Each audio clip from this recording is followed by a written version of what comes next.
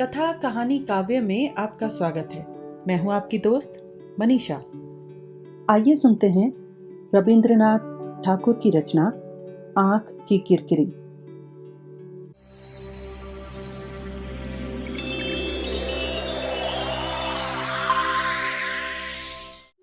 महेंद्र के चले जाने के कुछ ही दिन बाद जब आशा काशी पहुंची तो अन्नपूर्णा के मन में भारी आशंका बैठ गई। आशा से वे नाना प्रकार से नाना प्रश्न करने लगी। पूछने लगी, क्यों री चुन्नी, तू जो अपनी सखी आंख की किरकिरी की तारीफ कर रही थी, सो क्या वह सचमुच ही बड़ी गुणवंती है? तेरी बातों से तो मालूम होता है ऐसी अच्छी लड़की संसार में और कोई है ही नहीं। हाँ मौसी, मैं बढ़ा चढ़ा कर नहीं कह रही। जैसी उसकी बुद्धि है वैसा ही रूप, और काम काज में भी ऐसी होशियार है कि कुछ पूछो मत। तेरी सखी है, तू तो उसे सब गुणों की खान समझेगी ही, पर घर के और सब उसके बारे में क्या कहते सुनते हैं सो तो बता। माँ तो उसकी तारीफ करते करते नहीं थकती। किरकिरी जब भी देश जाने की बात कहती है तो वे व्याकुल हो उठते हैं। ऐसी सेवा करना कोई नहीं जानता। घर के नौकर चाकरों में से कभी कोई बीमार पड़ जाता है तो वह उसकी माँ बहन की तरह देखभाल करती हैं। महेंद्र की क्या राय है? उन्हें तो तुम जानती ही हो मौसी, कोई बहुत ही अपना आदमी हो तभी वह उन्हें रुचता है, नहीं तो नहीं। मेरी किरकिरी को और तो सब अच्छा समझते हैं, प्यार करते हैं, पर उनके साथ उसकी आज तक पटरी नहीं बैठी। सो कैसे? मैंने तो बड़ी कोशिश करके उनसे उसकी भेंट करा दी, बातचीत भी करा दी, पर वे ऐसे हैं कि बात भी नहीं करते। तुम तो जानती हो उनका स्वभाव, अकेले कोने में पड़े रहेंगे पर मिलेंगे जुलेंगे किसी से नहीं। लोग समझते हैं कि वे घमंडी है, बड़ा मान है उन्हें, पर असल में ऐसी कोई बात नहीं। दो एक आदमी के सिवा और कोई उन्हें सहन ही नहीं होता। अंतिम शब्द मुंह से निकल जाने के बाद सहसा आशा को बड़ी लज्जा मालूम हुई। उसके गाल लाल सुर्ख हो उठे। अन्नपूर्णा खुश होकर मन ही मन हंसी और बोली, ठीक बात है। उस दिन महेंद्र जब यहाँ आया था, तेरी किरकिरी का उसने एक बार भी जिक्र तक नहीं किया। आशा ने दुखित होकर कहा, यही तो उनमें दोष है। जिससे उनका प्रेम नहीं, उनके लिए मानो वह है ही नहीं। मानो उसे उन्होंने कभी देखा ही नहीं, उसे जानते ही नहीं। यही हाल है उनका। अन्नपूर्णा ने शांत स्निग्ध हास्य के साथ कहा, और जिसे प्यार करते हैं, जन्म जन्मांतर में मानो वे केवल उसी को देखते हैं, जानते हैं। यह बात भी तो है उनमें। क्यों, ठीक है ना चुन्नी? आशा ने कुछ जवाब न देकर नीचे को निगाह कर ली और मन ही मन हंसने लगी।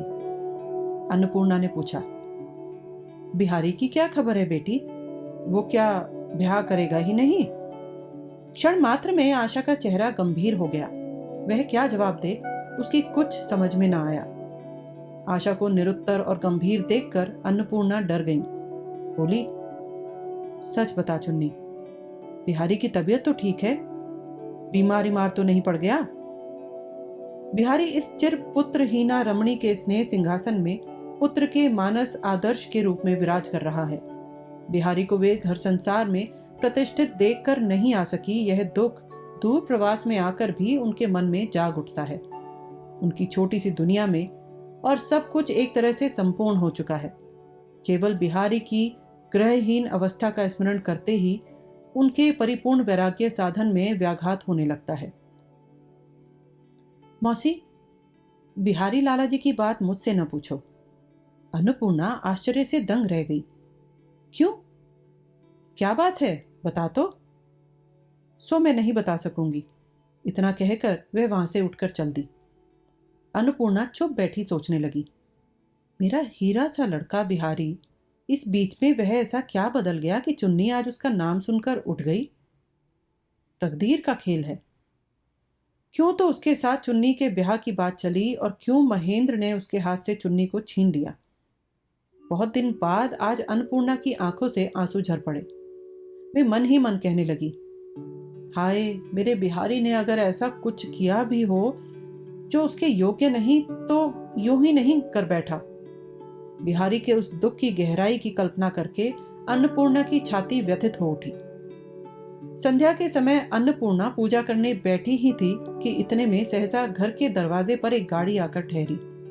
साइस बंद दरवाजे पर धक्का दे दे कर घर वालों को पुकारने लगा। अन्नपूर्णा पूजा घर से बोल उठी, लो, मैं तो बिल्कुल भूल ही गई थी। आज कुंज की सास और उसकी 2 बहनौतें इलाहाबाद से आने वाली थी, शायद वे आ गई। चुन्नी, जा तो बेटी, लालटेन लेकर नीचे जाकर जरा दरवाजा तो खोला। आशा लालटेन हाथ में लेकर दरवाजा खोलने गई और दरवाजा खोलते ही देखा सामने बिहारी खड़ा है। बिहारी बोल उठा, यह क्या भाभी जी, मैंने तो सुना था कि तुम काशी नहीं आओगी। आशा के हाथ से लालटेन छूट गई, मानो वह सामने प्रेत मूर्ति देखकर एक सांस में भागी भागी ऊपर पहुंची और आर्त स्वर में बोली, मौसी, मैं तुम्हारे पांव पड़ती हूं, तुम उनसे अभी यहां से चले जाने को कह दो। अन्नपूर्णा पूजा के आसन से चौंक कर उठ खड़ी हुई और बोली, किसे चुन्नी, किसे? बिहारी लाला जी यहां भी चले आए हैं। इतना कहकर वह बगल के कमरे में चली गई और भीतर से किवाड़ बंद कर लिए। बिहारी ने नीचे से सभी बातें सुन ली। वह उसी क्षण भाग जाने को उद्यत हुआ, किंतु अन्नपूर्णा पूजा पाठ छोड़कर वहां आ पहुंची और उन्होंने देखा कि बिहारी दरवाजे के पास जमीन पर ऐसे बैठा है जैसे उसके शरीर की सारी शक्ति जाती रही हो। अन्नपूर्णा लालटेन नहीं लाई थी। अंधेरे में उन्हें बिहारी के चेहरे का भाव नहीं दिखाई दिया और बिहारी भी उन्हें न देख सका। अन्नपूर्णा ने कहा, बिहारी, हाय, चिरकाल का वह स्नेह सुधा सिक्त कंठ स्वर कहाँ चला गया? इस कंठ में तो कठोर विचार की वज्र ध्वनि छिपी हुई है। जननी अन्नपूर्णा, आज तुम संघार खड़ग किस पर उठा रही हो? अभागा बिहारी तो आज अंधकार में तुम्हारे मंगल चरणाश्रय में अपना मस्तक रखने आया था। बिहारी का शक्तिहीन शिथिल शरीर आपात मस्तक वज्राघात से चौंक उठा। बोला, चाची जी, अब बस करो और कुछ ना कहो, मैं चल दिया। कहते हुए उसने जमीन से सिर छुआकर अन्नपूर्णा को प्रणाम किया, उनके चरणों का स्पर्श तक नहीं किया। जननी जैसे गंगा सागर में संतान विसर्जन करती है, उसी तरह अन्नपूर्णा ने रात्रि के अंधकार में बिहारी को चुपके से विसर्जन कर दिया। एक बार मुड़कर उसे पुकारा तक नहीं। गाड़ी बिहारी को लेकर देखते देखते अदृश्य हो गई। उसी रात को आशा ने महेंद्र को चिट्ठी लिखी, बिहारी लाला जी अचानक आज शाम को यहाँ आए थे। ताऊ जी कब कलकत्ता लौटेंगे कोई ठीक नहीं, तुम जल्दी आकर मुझे यहाँ से ले जाओ। उस दिन अत्यधिक रात्रि जागरण और प्रबल भावावेग के कारण सवेरे उठने के बाद महेंद्र के शरीर और मन में एक तरह का अवसाद आ गया था। फागुन का महीना था और कुछ कुछ गर्मी भी पड़ने लगी थी। महेंद्र और दिन सवेरे उठकर कमरे के कोने वाली टेबल पर पढ़ने बैठ जाता था, किंतु आज नीचे के बिस्तर पर तकिए के सहारे बैठ गया। काफी अबेर हो गई, किंतु नहाने निबटने नहीं गया। रास्ते से फेरी वाले आवाज देते हुए निकल गए। ऑफिस जाने वालों का जाना आना शुरू हो गया। गाड़ियों की आवाज उत्तरोत्तर तेज होती गई। पड़ोस में एक नया मकान बन रहा था। राज मजदूरों ने गाने के साथ ताल में ताल मिलाकर छत पीटना शुरू कर दिया। कम गरम दक्षिणी हवा से महेंद्र का पीड़ित स्नायु जाल और भी शिथिल हुआ जा रहा था। वास्तव में आज का यह लापरवाह शिथिल श्रृंखल वसंत का दिन किसी भी कठिन प्रण, दुरूह चेष्टा या मानसिक द्वंद्व के लिए कतई उपयुक्त नहीं। लाला जी, आज तुम्हें हो क्या गया है? नहाओगे निपटोगे नहीं? उधर रसोई भी तैयार हो चुकी। अरे, तुम तो पड़े सो रहे हो। बात क्या है? तबीयत खराब है क्या? सिर में दर्द है? कहती हुई विनोदनी महेंद्र के पास आकर बैठ गई और उसके माथे पर हाथ रखकर देखने लगी। महेंद्र आधी आधी आंखें बंद किए हुए मुहाच्छन्न शिथिल कंठ से बोला, आज कुछ ऐसी ही तबीयत है, आज नहाऊंगा नहीं। नहाओ नहीं तो खा लो कम से कम। अच्छा कहकर महेंद्र को वह कह सुनकर किसी तरह भोजन की जगह ले गई और उत्कंठित आग्रह यत्न के साथ उसे जिमा दिया। भोजन करने के बाद महेंद्र फिर कमरे में आकर नीचे के गद्दे पर पड़ रहा और विनोदनी सिरहाने के पास बैठकर धीरे धीरे उसका सिर दबाने लगी। महेंद्र आंखें नीचे हुए ही बोला, सखी किरकिरी, अभी तक तुमने खाया पिया नहीं, अब तुम खाने जाओ। किंतु विनोदनी किसी भी तरह उठी ही नहीं। अलस मध्याह्न की उत्तप्त हवा से घर का पर्दा उड़ने लगा और चार दीवारी के पास जो नारियल के पेड़ खड़े थे उनकी अर्थहीन मरमर ध्वनि कमरे में प्रवेश करने लगी। महेंद्र का हरात पंड क्रमशः द्रुत से द्रुततर ताल में नाचने लगा और विनोदनी का घन निश्वास उसी ताल में महेंद्र के बाथे के बालों को कपाने लगा। किसी के कंठ से एक शब्द भी बाहर नहीं निकला। महेंद्र मन ही मन सोचने लगा, मैं इस असीम विश्व संसार के अनंत प्रवाह में बहता चला जा रहा हूं। नाव क्षण भर के लिए कब कहां ठहरती है, उससे किसी का क्या बनता बिगड़ता है, और वह भी कितने दिन के लिए। सिरहाने बैठकर महेंद्र के माथे पर हाथ फेरते फेरते विवल यौवन के भारी भार से धीरे धीरे विनोदनी का सिर झुकाया और अंत में उसकी अलकों ने महेंद्र के कपोलों का मृदु मृदु स्पर्श करना शुरू कर दिया। हवा से लहराते हुए उस केश गुच्छ के मृदु स्पर्श से महेंद्र का शरीर बार बार कांप कांप उठा और सहसा मानो विनोदनी का निश्वास महेंद्र की छाती के पास आबद्ध होकर निकलने का रास्ता भूल गया। महेंद्र सहसा भड़बड़ा कर उठ बैठा, बोला, नहीं नहीं, मेरा कॉलेज है, मैं चलता हूं। कहता हुआ वह विनोदनी के मुंह की तरफ बगैर देखे ही उठ खड़ा हुआ। इतनी घबराहट क्यों? ठहरो जरा, मैं तुम्हारे कपड़े निकाले देती हूँ। विनोदनी महेंद्र के कॉलेज के कपड़े निकाल लाई। महेंद्र जल्दी से कॉलेज चला गया, किंतु वहां भी वह स्थिर न रह सका। पढ़ने लिखने में मन लगाने की उसने बहुत देर तक वृथा चेष्टा की, किंतु कुछ भी फल ना हुआ। उसे जल्दी घर लौटाना पड़ा। घर आकर अपने कमरे में घुसते ही उसने देखा विनोदनी छाती के नीचे तकिया रखकर नीचे के बिस्तर पर औंधी पड़ी कोई किताब पढ़ रही है। ढेर के ढेर काले बाल उसकी पीठ पर बिखरे पड़े हैं। शायद उसने महेंद्र के जूतों की आवाज नहीं सुनी। महेंद्र धीरे धीरे दबे पांव उसके पास जाकर खड़ा हुआ। उसे स्पष्ट सुनाई दिया। विनोदनी ने किताब पढ़ते पढ़ते एक गहरी सांस ली। महेंद्र ने कहा, ओ करुणामयी, काल्पनिक आदमी के लिए हृदय की इतनी फजूल खर्ची मत करो। मुझे भी तो मालूम हो कि क्या पढ़ा जा रहा है। विनोदनी भड़बड़ा कर उठ बैठी और पुस्तक को उसने अपने आंचल में छिपा लिया। महेंद्र पुस्तक छीन कर देखने की कोशिश करने लगा। बहुत देर छीना झपटी करने के बाद पराजित विनोदनी के आंचल से महेंद्र ने पुस्तक छीन ली। देखा कि बंकिम चंद्र का विश्ववृक्ष उपन्यास है। विनोदनी जोरों से सांस लेती हुई नाराजी से मुंह फेरकर चुपचाप बैठी रही। महेंद्र का हृदय जोरों से धड़क रहा था। बड़ी कोशिश से हंसते हुए उसने कहा, छी छी, बड़ा धोखा हुआ मुझे। मैंने सोचा था कोई खास गुप्त चीज होगी। इतना छीना झपटी के बाद आखिर निकला क्या? विश्ववृक्ष? मेरे छिपाने की और क्या चीज हो सकती थी? यही मान लो बिहारी की कोई चिट्ठी होती। पल भर में विनोदनी की आंखों में बिजली सी खेल गई। अब तक जो अनंग घर के कोने में खेल रहा था, मानो वह दूसरी बार भस्म हो गया। क्षण में प्रज्वलित अग्निशिखा के समान विनोदनी उठ खड़ी हुई। महेंद्र ने उसका हाथ पकड़कर कहा, मुझे माफ करो, मैं मजाक कर रहा था। मुझे माफ कर दो। विनोदनी ने झटके से अपना हाथ छुड़ा लिया और बोली, मजाक किसका कर रहे थे? तुम अगर बिहारी से मित्रता करने के योग्य होते तो उनके साथ किए गए मजाक को मैं सह लेती। तुम्हारा ओछा मन है, मित्रता करने की शक्ति नहीं है उसमें, और करने चले हो मजाक।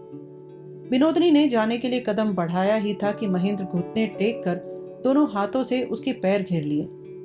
इतने में सामने एक छाया आ पड़ी। महेंद्र ने विनोदनी के पैर छोड़कर चौंक कर पीछे देखा तो बिहारी खड़ा है।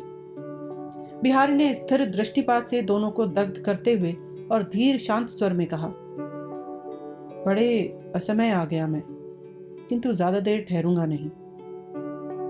एक बात कहने आया था। मैं काशी गया था। मुझे मालूम न था कि भाभी जी वहीं पर हैं। बिना जाने उनके समक्ष अपराधी हुआ, पर उनसे क्षमा मांगने का अवसर नहीं मिला। इसी से तुमसे क्षमा मांगने आया हूं। मेरे मन को ज्ञान में या अज्ञान में यदि किसी तरह के पाप ने स्पर्श किया हो तो उसके लिए उन्हें किसी तरह का दुख न सहना पड़े। बस तुमसे मेरी इतनी ही प्रार्थना है। बिहारी के सामने अकस्मात अपनी कमजोरी जाहिर हो जाने से महेंद्र के मन में आग सी लग गई। यह उसके लिए उदारता दिखाने का समय नहीं, उसने जरा हंसते हुए कहा। तुम तो चोर की दाढ़ी में तिनका वाली मसाल दे रहे हो। पूजा घर में कौन? न मैंने केले नहीं खाए। मैंने तुमसे न तो दोष स्वीकार करने को कहा है और न अस्वीकार करने को, तो फिर क्षमा मांग कर साधु बनने क्यों आए हो? बिहारी कुछ देर तक काठ के पुतले की तरह जड़ सा खड़ा रहा। उसके बाद जब बात करने की चेष्टा में उसके ओठ कांपने लगे, तब विनोदनी बोल उठी। बिहारी लाला जी, तुम कुछ भी जवाब मत दो, कुछ भी मत कहो। इस आदमी ने जो बात मुंह से निकाली है, उससे इन्हीं के मुंह पर कलंक लगा रहेगा। वह कलंक तुम्हें छू भी नहीं सकता। विनोदनी की बात बिहारी के कान में गई या नहीं, इसमें संदेह है। यह मानो स्वप्नाविष्ट की तरह महेंद्र के कमरे से सामने से मुड़कर जीने से नीचे उतरने लगा। विनोदनी उसके पीछे पीछे जाकर बोली, बिहारी लाला जी, मुझसे क्या तुम्हें कुछ भी नहीं कहना? अगर तिरस्कार करने योग्य कोई बात मुझसे हुई हो तो मेरा तिरस्कार तो करो। बिहारी जब बिना कुछ उत्तर दिए उतरता ही चला गया, विनोदनी ने तब उसके सामने जाकर अपने दोनों हाथों से उसका दाहिना हाथ पकड़ लिया। बिहारी अत्यंत घृणा के साथ उसे ढकेल कर चला गया। उस धक्के से विनोदनी गिर पड़ी, किंतु बिहारी को मालूम भी न पड़ा। गिरने का धमाका सुनकर महेंद्र दौड़ा आया। देखा कि विनोदनी के बाएं हाथ की कोहनी छिल गई है और उससे खून बह रहा है। ओह, यह तो बहुत छिल गया, कहते हुए उसने उसी क्षण अपने मलमल के कुर्ते में से धजीर फाड़कर चोट की जगह पट्टी बांधनी चाही, किंतु विनोदनी ने चट से अपना हाथ उठा लिया और कहा, नहीं, कुछ मत करो, गिरने दो खून। पट्टी बांधकर एक दवा डाले देता हूं, उससे दर्द जाता रहेगा और जल्दी अच्छा भी हो जाएगा। विनोदनी ने जरा अलग हटकर कहा, इस दर्द को बना रहने दो, मुझे अच्छा नहीं कराना। मैंने आज अपना होश हवास खोकर दूसरे के सामने तुम्हें लज्जित और अपमानित किया। क्या तुम मुझे माफ कर सकोगी? माफी किस लिए? तुमने अच्छा ही किया है। मैं क्या दूसरों से डरती हूं? मैं किसी को भी नहीं मानती। जो लोग धक्के देकर चोट पहुंचाकर पड़ा छोड़ जाते हैं, वे ही क्या मेरे सब कुछ हैं? और जो पैर पकड़कर मुझे रखना चाहते हैं, वे मेरे कोई भी नहीं। महेंद्र उन्मत्त होकर गदगद कंठ से कह उठा, विनोदनी, तो तुम मेरे प्यार को कभी नहीं ठुकराओगी? नहीं, सिर आंखों से लगा रखूंगी। अपने इस जन्म में प्रेम मुझे इतना ज्यादा नहीं मिला कि मैं उसे नहीं चाहिए कहकर लौटा दूं। महेंद्र ने उसी क्षण अपने दोनों हाथों से विनोदनी के दोनों हाथ पकड़कर कहा, तो चलो मेरे कमरे में। तुम्हें आज मैंने बड़ी व्यथा पहुंचाई है और तुम भी मुझे व्यथित करके चली आई हो। जब तक वह बिल्कुल धुल पुंज कर मिट नहीं जाए, तब तक मुझे खाने पीने सोने उठने में बिल्कुल चैन नहीं पड़ेगा। नहीं, आज नहीं, आज मुझे छोड़ दो। मैंने अगर तुम्हारा जी दुखाया हो तो तुम मुझे माफ करना। तुम भी मुझे माफ करना, नहीं तो मुझे रात भर नींद नहीं आएगी। अच्छा, मैंने माफ कर दिया। महेंद्र उसी क्षण अधीर होकर विनोदनी से हाथों हाथ क्षमा और प्रेम का कोई निर्देशन पाने के लिए व्यग्र हो उठा, किंतु विनोदनी के मुंह की तरफ देखते ही वह ठिठक कर खड़ा रह गया। विनोदनी सीढ़ियों से उतरती हुई नीचे चली गई और महेंद्र भी धीरे धीरे सीढ़ियां तय करके छत पर जाकर चहलकदमी करने लगा। आज महेंद्र बिहारी के आगे जो अकस्मात पकड़ाई दिया, उससे वह अपने मन में एक तरह का मुक्ति का आनंद अनुभव करने लगा। दुबका चोरी में जो एक प्रकार की घृणता है, एक के आगे प्रकट हो जाने से मानो वह बहुत कुछ दूर हो गई। महेंद्र मन ही मन कहने लगा, मैं अपने को अच्छा बताकर झूठा दंभ नहीं करना चाहता। हाँ, मैं विनोदनी से प्यार करता हूँ। अपने प्रेम के गौरव में महेंद्र की स्पर्धा यहाँ तक बढ़ गई कि अपने को बुरा समझकर अपने मन में उद्दत रूप से गर्व करने लगा। निस्तब्ध संध्या काल में नीरव ज्योतिष मंडली से सुशोभित अनंत जगत के प्रति एक तरह की अवज्ञा फेंकता हुआ वह मन ही मन कह उठा, कोई मुझे कितना ही बुरा क्यों ना समझा करे, मैं प्रेम करता हूँ। उसने विनोदनी की मानस मूर्ति से समस्त आकाश को, समस्त संसार को, समस्त कर्तव्य को आच्छन्न कर डाला बिहारी ने सहसा आकर आज मानो महेंद्र के जीवन की डांट से बंद मसी मात्र को उलट कर तोड़ डाला। विनोदनी की काली आंखों और काले बालों की स्याही ने देखते देखते विस्तृत होकर पहले की संपूर्ण शुभ्रता और सारी की सारी लिखावट को लीप पोत कर मानो एकाकार कर दिया। दूसरे दिन सवेरे बिस्तर से उठते ही एक तरह के मधुर आवेग से महेंद्र का हृदय भर उठा। प्रभात के सूर्यलोक ने मानो उसकी चिंता धारा पर वासना का सोना चढ़ा दिया। कैसी सुंदर पृथ्वी है, कैसा मधुमेह आकाश है, और हवा तो मानो पुष्प रेणु की तरह संपूर्ण मन को उड़ाए लिए जा रही है। सवेरे सवेरे आज वैष्णव भिक्षुक ने खंजरी बजाकर गाना शुरू कर दिया। दरबान ने उसे भगाना चाहा तो महेंद्र ने दरबान को डांटते हुए भिक्षुक को 1 रुपया दे डाला। नौकर कांच का लैंप उठाकर ले जा रहा था कि असावधानी से वह उसके हाथ से गिरकर चकनाचूर हो गया। महेंद्र के मुंह की ओर देखकर मारे डर के नौकर बेचारे के प्राण सूख गए, किंतु महेंद्र ने उसका जरा भी तिरस्कार ना करके प्रसन्न मुख से कहा, देखता क्या है, सब अच्छी तरह साफ करके बाहर फेंक दे, नहीं तो किसी के पांव में कांच चुभ गया तो मुश्किल हो जाएगी। आज उसे कोई हानि ही हानि नहीं मालूम होती। प्रेम इतने दिनों में नेपथ्य की आड़ में छिपा बैठा था, आज वह पर्दा उठाकर सामने आ खड़ा हुआ। जगत संसार के ऊपर से आज मानो आवरण सा उठ गया। प्रतिदिन की पृथ्वी की समस्त तुच्छता आज मानो अंतर्हित हो गई। पेड़ पौधे, पशु पक्षी, चलता फिरता जन समुदाय, नगर का कोलाहल, सब कुछ आज सुंदर लग रहा है। यह विश्वव्यापी नवीनता अब तक थी कहाँ? महेंद्र को ऐसा लगने लगा मानो आज विनोदनी के साथ और दिनों की तरह साधारण भाव से मिलन नहीं होगा। आज तो मानो कविता में बात करने और संगीत में भाव प्रकट करने से ही ठीक होता। आज के दिन को महेंद्र ऐश्वर्य से, सौंदर्य से परिपूर्ण करके सृष्टि और समाज से निराला अरबी उपन्यास अलिफ लैला का एक अद्भुत दिन बना डालना चाहता है। वह सच भी होगा और स्वप्न भी। उसमें जगत का कोई नियम कानून नहीं होगा, कोई दायित्व नहीं होगा और ना किसी तरह की वास्तविकता होगी। आज सवेरे से ही महेंद्र चंचल होकर घूम फिर रहा है। आज वह कॉलेज भी न जा सका, कारण मिलन का लग्न अकस्मात कब आविर्भूत होगा किसी पंचांग में तो लिखा नहीं। घर के काम काज में लगी हुई विनोदनी का कंठ स्वर कभी भंडार घर से और कभी रसोई में से आकर महेंद्र के कानों में प्रवेश करने लगा, किंतु आज उसे वह अच्छा नहीं लगा। विनोदनी को आज जो उसने संसार से अलग बहुत दूर ले जाकर अपनी कल्पना मंदिर में प्रतिष्ठित किया है, समय कटना ही नहीं चाहता। महेंद्र नहा चुका और खा भी चुका।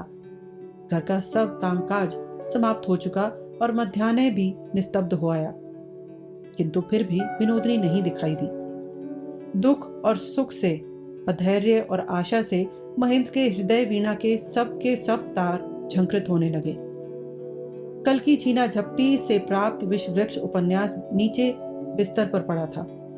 उसे देखते ही कल की उस छीना झपटी की स्मृति से महेंद्र के मन में पुलक आवेश जाग उठा। विनोदनी जिस तकिए को छाती के नीचे दबाकर लेटी थी, उस तकिए को खींचकर महेंद्र उस पर सिर रखकर लेट गया और विश्व वृक्ष उठाकर उसके पन्ने उलटने लगा। पन्ने उलटते उलटते पढ़ने में लग गया और कब 5 बज गए उसे होश ही न रहा। इतने में एक मुरादाबादी बड़े थाल में फल और मिठाई की तश्तरियां और बर्फ चीनी सुगंधी युक्त खरबूजे का कटोरा लिए हुए विनोदनी ने कमरे में प्रवेश किया और थाल को महेंद्र के सामने रखती हुई बोली, क्या कर रहे हो लाला जी? तुम्हें हो क्या गया है? 5 बज गए, अभी तक न तो हाथ मुंह धोया न कपड़े बदले। महेंद्र के मन पर एक धक्का सा लगा। महेंद्र को क्या हुआ है? यह क्या पूछने की बात है? विनोदनी से यह क्या छिपा रहना चाहिए? आज का दिन क्या और दिन के समान है? महेंद्र इस डर से कि कहीं ऐसा ना हो कि उसने जो आशा कर रखी है उससे उल्टा ही कुछ हो जाए, कल की बात का स्मरण दिलाकर कोई दावा पेश न कर सका। महेंद्र जलपान करने बैठा।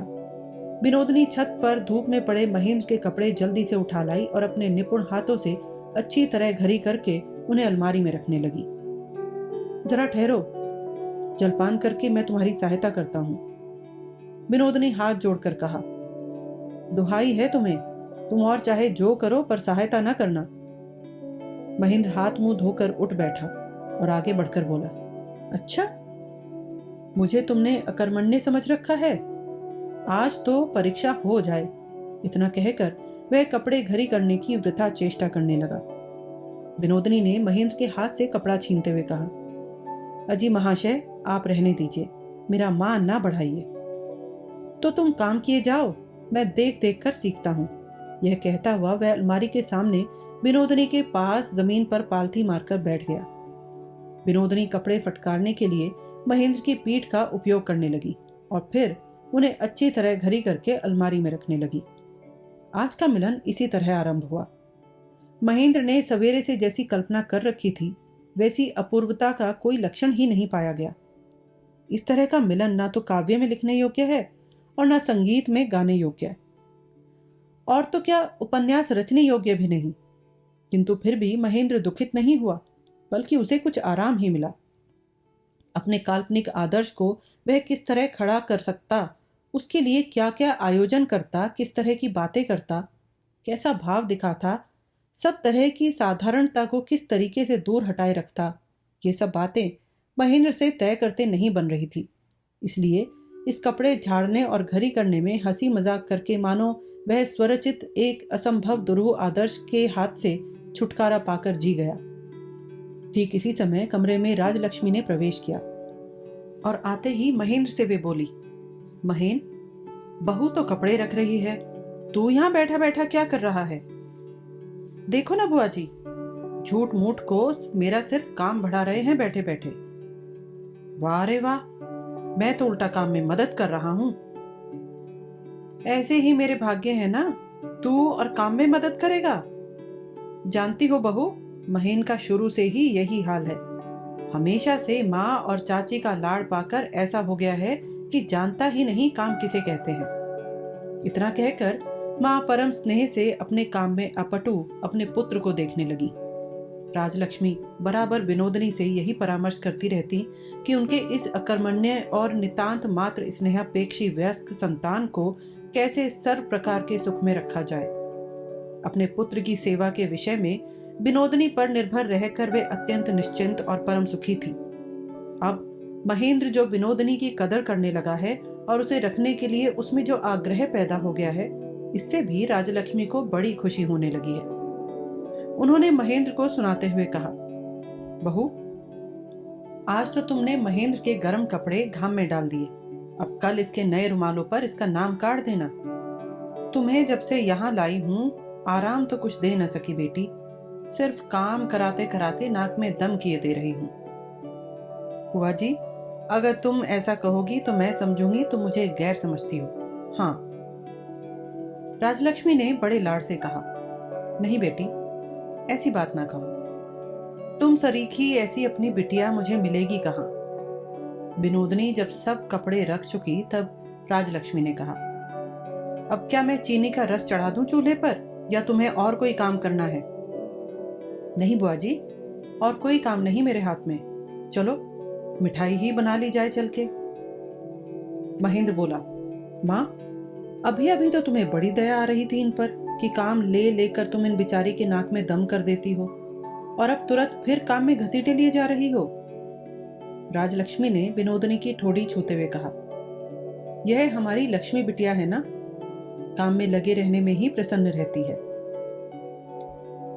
आज शाम को मुझे कोई काम नहीं, मैंने सोचा था कि किरकिरी के साथ कोई किताब पढ़ूंगा। बुआ जी, आज शाम को हम तुम दोनों मिलकर लाला जी से कोई पुस्तक सुनेंगी, क्यों, ठीक है ना? राजलक्ष्मी ने सोचा, महेन बेचारा बिल्कुल ही अकेला पड़ गया है, इस समय हम सबको मिलकर उसका मन बहलाना चाहिए, और बोली, हाँ ठीक है, मिठाई और शाम की रसोई बनाकर हम दोनों आज शाम को यहीं बैठकर पुस्तक सुनेंगी, क्यों महेन, ठीक है ना? विनोदनी ने कटाक्ष के साथ एक बार महेंद्र के मुंह की तरफ देखा। महेंद्र ने कहा, अच्छा, किंतु उसका सारा उत्साह जाता रहा। विनोदनी राजलक्ष्मी के साथ नीचे चली गई। महेंद्र नाराज होकर सोचने लगा, मैं भी आज बाहर चला जाऊंगा और देर करके घर आऊंगा। और तुरंत उसने बाहर जाने के लिए कपड़े पहन लिए किंतु उसका संकल्प कार्य में परिणत नहीं हुआ। बहुत देर तक वह छत पर टहलता रहा, बीच बीच में जीने की तरफ झांकता रहा और अंत में कमरे में जाकर बैठ गया और झुंझलाकर मन ही मन कहने लगा, आज मैं मिठाई छूंगा तक नहीं। माँ को जता दूंगा कि इतनी देर तक चाशनी बनाते रहने से उसमें मिठास नहीं रहती। आज भोजन के समय विनोदनी राजलक्ष्मी को साथ लेती आई।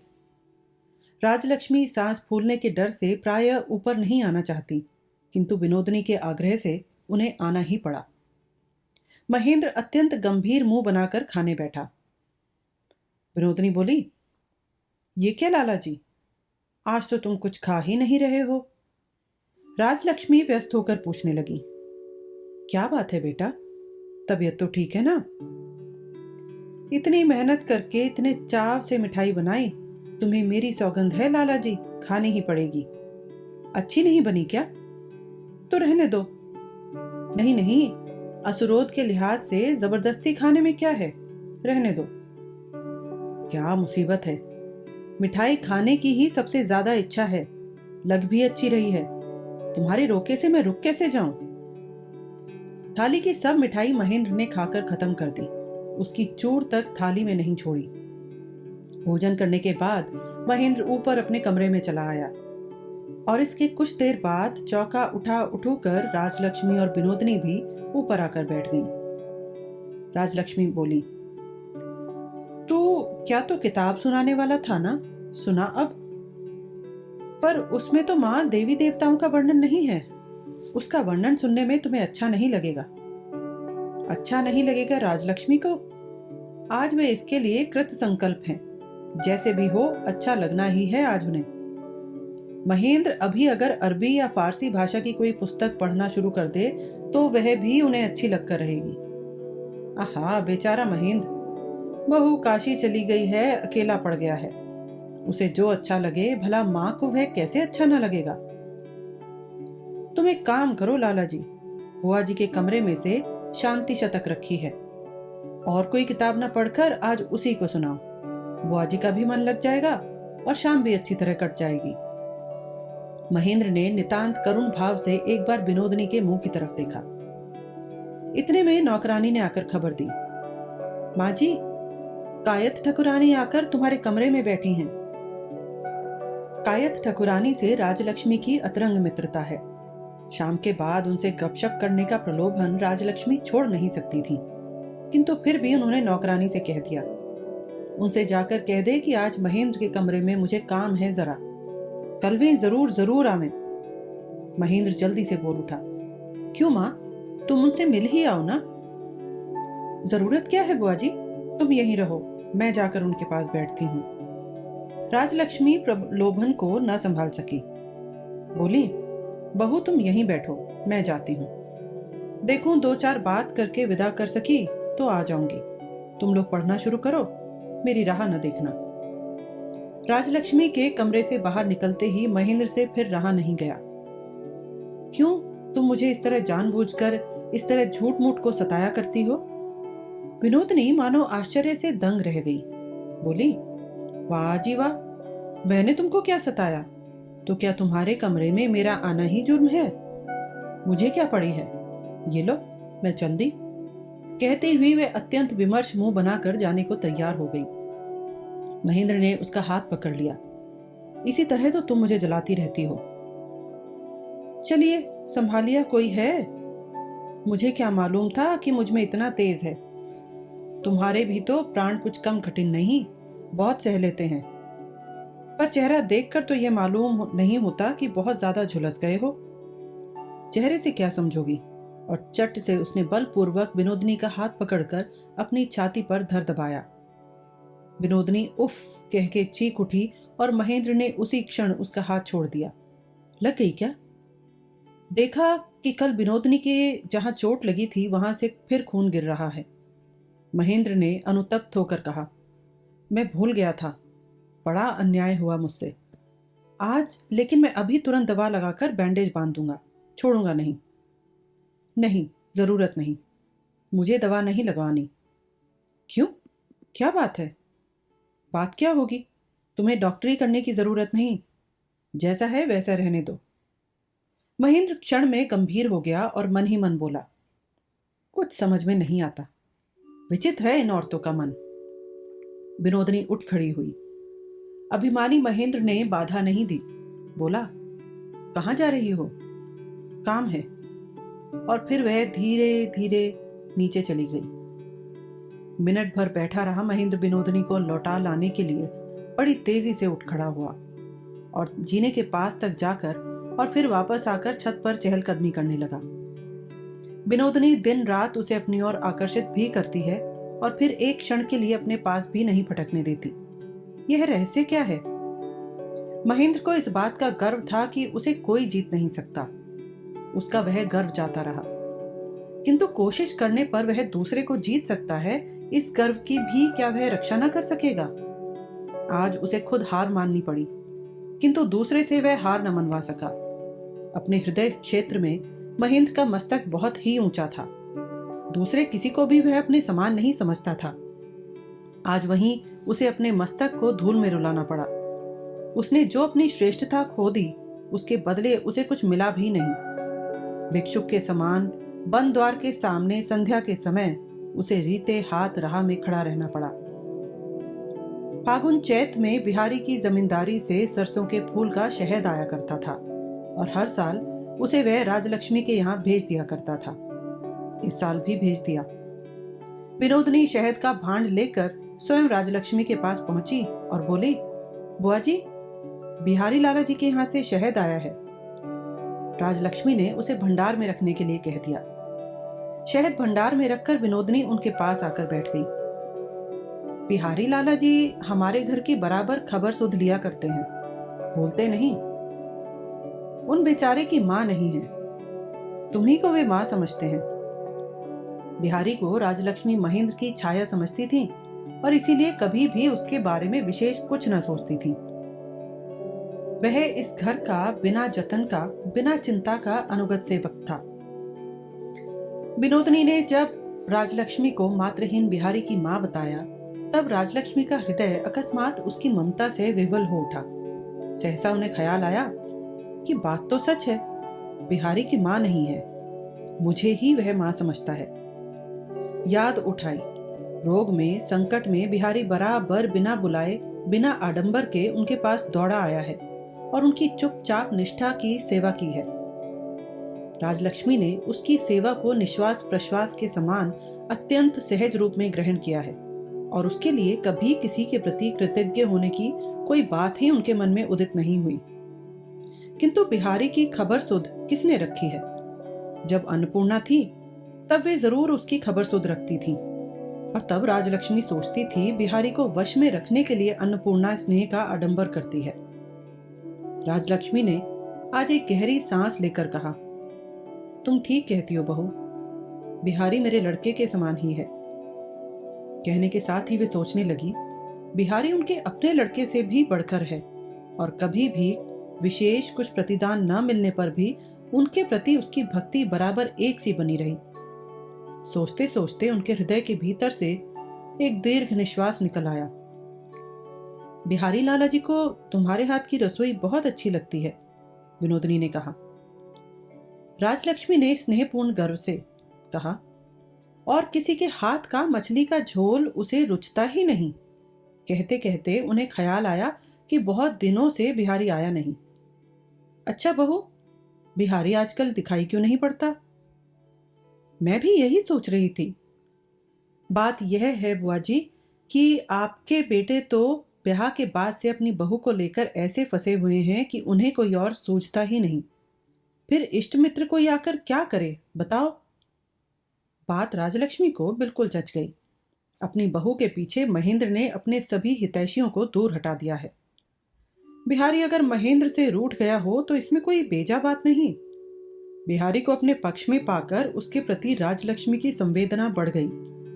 राजलक्ष्मी विनोदनी को विस्तार के साथ बताने लगी कि बिहारी बचपन से बिल्कुल निस्वार्थ भाव से महेंद्र का कितना उपकार करता आया है और उसके लिए उसे कितनी बार कितने कष्ट सहने पड़े हैं। और उस वर्णन से वे इस बात का भी समर्थन करने लगी कि लड़के के खिलाफ उनकी निज की जो शिकायत है वह ठीक है और अंत में उन्होंने सिद्ध कर दिया कि कि 2 दिन की बहू के पीछे महेंद्र अगर अपने चिरकाल के हितैषी बंधुओं का ऐसा अनादर करता है तो फिर संसार में न्याय धर्म कहने को रह ही क्या जाएगा। विनोदनी ने कहा, कल रविवार है बुआ जी, कल तुम बिहारी लाला जी को न्योता देकर खिलाओ पिलाओ तो वे बहुत खुश होंगे। तुमने बहुत ठीक कहा बहू, तो मैं महेन को बुलवाती हूँ, वो बिहारी को न्योता भिजवा देगा। नहीं बुआ जी, तुम खुद न्योता भेजो। मैं क्या तुम लोगों की तरह पढ़ी लिखी हूं? इससे क्या हुआ, तुम्हारी तरफ से मैं लिख दूंगी ना। विनोदनी ने राजलक्ष्मी के नाम से खुद ही निमंत्रण की चिट्ठी लिखकर भेज दी। रविवार महेंद्र के लिए अत्यंत आग्रह का दिन है। शनिवार की रात से उसकी कल्पना उद्यम हो उठती है, यद्यपि आज तक उसकी कल्पना के अनुरूप कुछ भी हुआ नहीं। फिर भी प्रभात की सूर्य किरणें आज उसकी आंखों में सुधा बरसाने लगी। जागृत नगरी का संपूर्ण कोलाहल उसके कानों में अपूर्व संगीत की तरह प्रवेश करने लगा। किंतु बात क्या है, माँ का आज कोई व्रत है क्या? आज तो वे और दिनों की तरह विनोदनी पर घर के काम काज का भार सौंपकर निश्चिंत नहीं बैठी। आज तो वे खुद ही व्यस्तता के साथ रसोई का काम संभाल रही हैं। कामकाज की धूम में 10 बज गए, किंतु इस बीच में महेंद्र किसी बहाने से विनोदनी से एक क्षण के लिए भी एकांत में नहीं मिल सका। किताब पढ़ने की कोशिश की, किंतु पढ़ने में कतई मन नहीं लगा। अखबार उठाकर उसके एक अनावश्यक विज्ञापन को वह 15 मिनट तक एक टक देखता रहा। अंत में उससे रहा नहीं गया, उठ के नीचे चल दिया। नीचे जाकर उसने देखा कि माँ अपने कमरे के सामने वाले दालान में बैठी सिगड़ी पर कुछ रांध रही है और विनोदनी कमर से धोती का पल्ला लपेटे उनकी सहायता में जुटी हुई है। आज क्या बात है माँ, इतनी धूमधाम क्यों? बहू ने तुझसे कहा नहीं क्या? आज मैंने बिहारी को न्योता दिया है। बिहारी को न्योता? महेंद्र के नीचे से ऊपर तक आग लग गई। लेकिन माँ, मैं तो घर पर रह नहीं सकूंगा। क्यों? मुझे बाहर जाना है। तो खा पी कर जाना, ज्यादा देर नहीं होगी। बाहर मुझे न्योते में तो जाना ही है। विनोदनी ने एक क्षण के लिए महेंद्र की ओर कटाक्षपात करते हुए कहा, इनका न्योता है तो इन्हें जाने दो ना बुआ जी, हर्ज क्या है? बिहारी लाला जी आज अकेले ही खा पी लेंगे।